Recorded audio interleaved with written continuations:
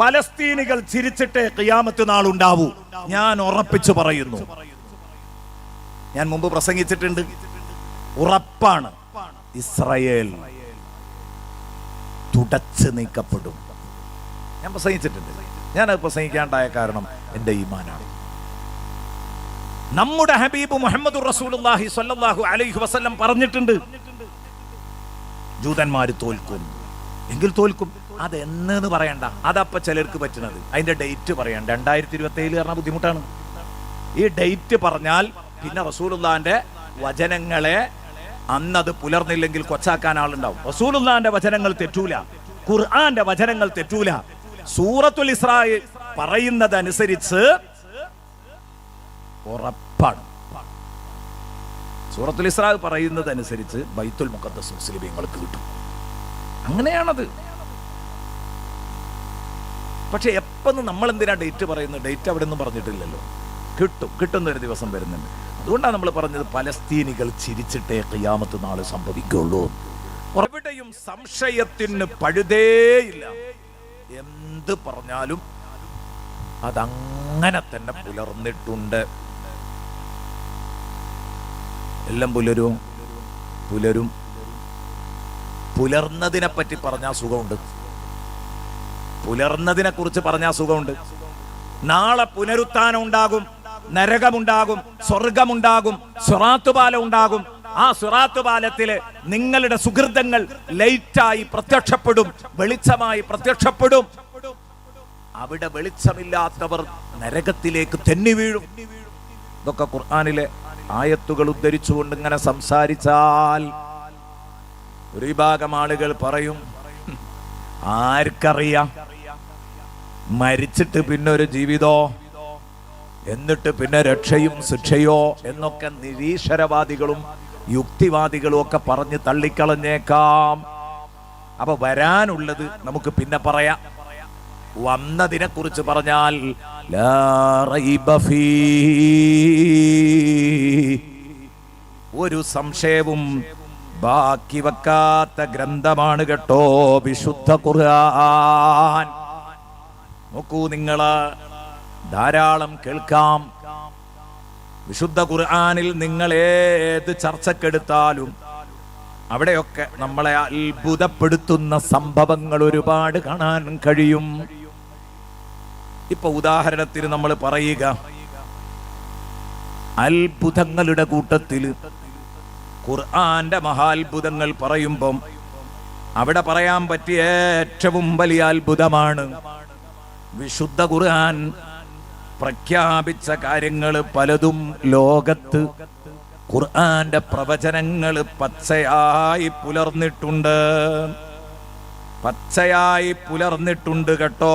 ഖുർആന്റെ പ്രഖ്യാപനങ്ങള്, ഖുർആൻ പറഞ്ഞ കാര്യങ്ങള്, അത് നമുക്ക് കൃത്യമായി കാണാൻ കഴിയും. വിശുദ്ധ ഖുർആൻ എന്നെയും നിങ്ങളെയും പഠിപ്പിച്ച കാര്യങ്ങള് എന്താണത്? ഇപ്പൊ ഉദാഹരണത്തിന് സൂറത്തുർ റൂം എടുത്തു നോക്കുക. എനിക്ക് തോന്നുന്നത് ആരും പറഞ്ഞാൽ വിശ്വസിക്കുന്ന, ഈ കാലത്ത് നിങ്ങൾക്ക് പറഞ്ഞ് ഒരു ഉദാഹരണത്തോടെ ബോധ്യപ്പെടുത്താൻ പറ്റുന്ന ഒരു കാര്യമാണ് പറയുന്നത്. അന്ന് പറഞ്ഞു, റോമക്കാരും സിറിയക്കാരും ഏറ്റുമുട്ടിക്കൊണ്ടിരിക്കുന്ന കാലഘട്ടത്തിൽ റോമക്കാര് തോറ്റുപോയി, സമരത്തിൽ തോറ്റുപോയി, യുദ്ധത്തിൽ തോറ്റുപോയ അവരെ കുറിച്ച് പരസ്പരം ചർച്ചകൾ നടന്നുകൊണ്ടിരിക്കുകയാണ്. അവരെ പറ്റി ചർച്ചകൾ നടന്നുകൊണ്ടിരിക്കുക. ഗുലിബത്തിർ റൂം ഫീ അദ്നൽ അർദി വഹും മിൻ ബഅദി ഗലബിഹിം സയഗ്ലിബൂൻ ഫീ ബിദ്ഇ സിനീൻ ലില്ലാഹിൽ അംറു മിൻ ഖബ്ലു വമിൻ ബഅദ് വയൗമഇദി യഫ്റഹുൽ മുഅ്മിനൂൻ. എന്താ പറയുന്നത്? ആ സൂറത്തും തുടങ്ങിയത് അലിഫ് ലാം മീം എന്ന അത്ഭുത കോഡുകൾ ഇട്ടുകൊണ്ടാ തുടങ്ങിയത്. ആ കോഡിന് ശേഷം പറയുന്നു ഗുലിബത്തിർ റൂം, റോം തോറ്റിരിക്കുന്നു. റോമക്കാര് ഇപ്പൊ തൽക്കാലം തോറ്റിട്ടുണ്ട്. സയ്യിദുനാ റസൂലുള്ളാഹി സ്വല്ലല്ലാഹു അലൈഹി വസല്ലമ തങ്ങൾ പറഞ്ഞു. വലിയൊരു കഥയാട്ടോ. ഇതിന്റെ പശ്ചാത്തലമൊന്നും ഞാൻ അങ്ങോട്ടൊന്നും പോകുന്നില്ല. ഞാൻ ഇതിന്റെ മർമ്മം മാത്രം പറയാം. കുറെ കാര്യങ്ങൾ കൂട്ടി സംസാരിക്കാന്ന് കരുതിയിട്ടാ. റോമക്കാര് അമ്പേ തോറ്റു. ഇനി റോമക്കാർക്കൊരു പുനരെഴുന്നേൽപ്പില്ല. അങ്ങനെ തകർന്നിരിക്കുന്നു എന്ന് പറഞ്ഞു. കാരണം ഷാമിൽ നിന്ന് അടി കൊണ്ടത് എല്ലാ അത്യാധുനിക സൗകര്യങ്ങളും ഉള്ള സാമ്പത്തിക ശേഷിയുള്ള ആളുകളിൽ നിന്നാണ് പ്രഹരമേറ്റിരിക്കുന്നത്. തകർന്നു പോയിരിക്കുന്നു, അമ്പേ തോറ്റുപോയിരിക്കുന്നു. ഇനി അവർ ജയിക്കൂലട്ടോന്ന് എല്ലാവരും ഇങ്ങനെ പറഞ്ഞുകൊണ്ടിരിക്കുന്ന കാലത്ത് മുത്തുനബി സല്ലല്ലാഹു അലൈഹി വസല്ലം പറഞ്ഞു, ഉലിബത്തി റൂം, റോമക്കാര് തോറ്റിട്ടുണ്ട്. ഇപ്പം സത്യത്തിൽ തോറ്റിട്ടുണ്ട്. ഫീ അദിനല്ലാം, ഭൂമിയിൽ ഏറ്റവും താഴ്ന്ന ഒരു പ്രദേശത്ത് വെച്ചത് ഷാമാണ് അതുകൊണ്ട് ഉദ്ദേശിക്കുന്നത്. ജലനിരപ്പിൽ ഏറ്റവും താഴ്ന്ന സ്ഥലമാണ്. അങ്ങനെയൊക്കെ ഒരുപാട് സംഗതികൾ അവിടെ ഉണ്ട്. അത്ഭുതങ്ങൾ വേറെ ഉണ്ട് ആയത്തിൽ പറയാൻ. നമ്മൾ ഈ പ്രവചനത്തിന്റെ പുലർച്ചയെ കുറിച്ച് പറയാം.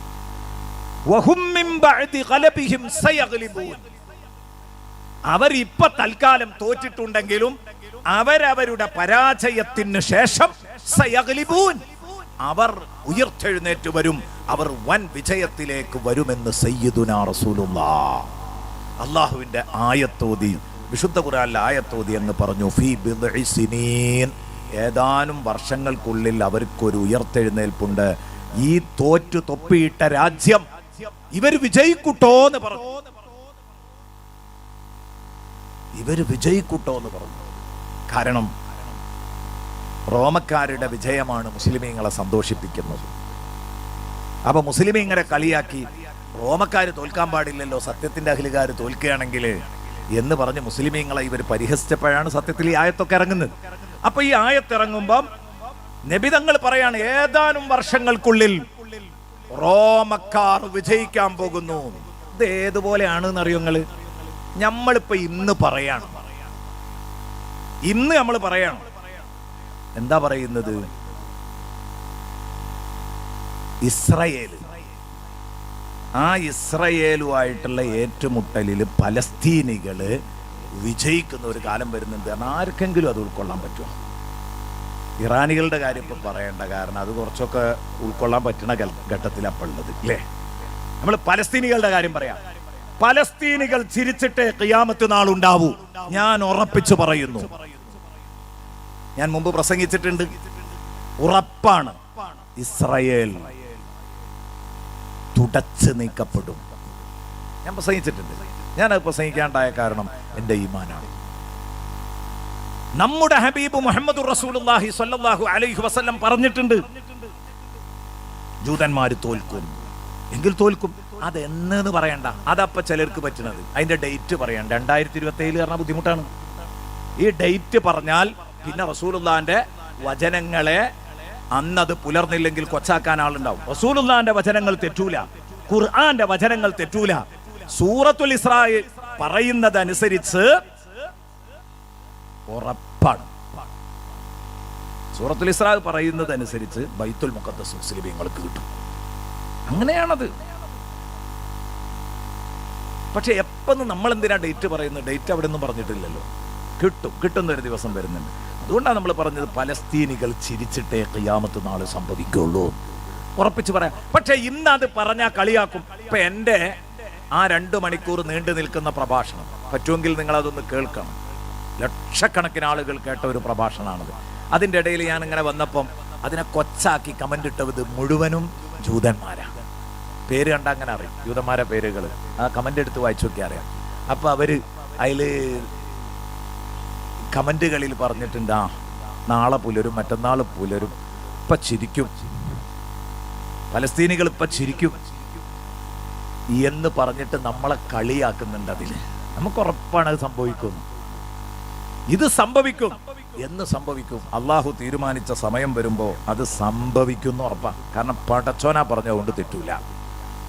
അപ്പൊ ഈ പലസ്തീനികൾ വിജയിക്കുന്ന ഒരു കാലം വരുന്നുണ്ട് എന്ന് നമ്മൾ പറഞ്ഞാൽ എത്ര കണ്ട് ഇന്ന് ലോകത്തുള്ള ആളുകൾ ചിരിക്കോ, ആ ചിരി അന്ന് അവര് ചിരിക്കുകയാണ്. റസൂലുള്ളാഹി പറഞ്ഞപ്പോ ഫീ ബിദ്ഇ സിനീൻ. അപ്പോഴാണ് ബഹുമാനപ്പെട്ട സിദ്ദീഖുൽ അക്ബർ റളിയല്ലാഹു അൻഹുവിനോട് ഒരാൾ വന്നിട്ട് ചോദിച്ചത്, പന്തയത്തിന് തയ്യാറുണ്ടോ അബൂബക്കറെ നീ? ഏത് റോം ജയിക്കും എന്നുള്ളത് നിന്റെ നേതാവ് പറഞ്ഞിട്ടുണ്ടല്ലോ, ഒരു പന്തയത്തിന് തയ്യാറുണ്ടോ? പന്തയത്തിന് തയ്യാറുണ്ടെങ്കിൽ പറയൂ, നമ്മൾ നോക്കാറുണ്ട്.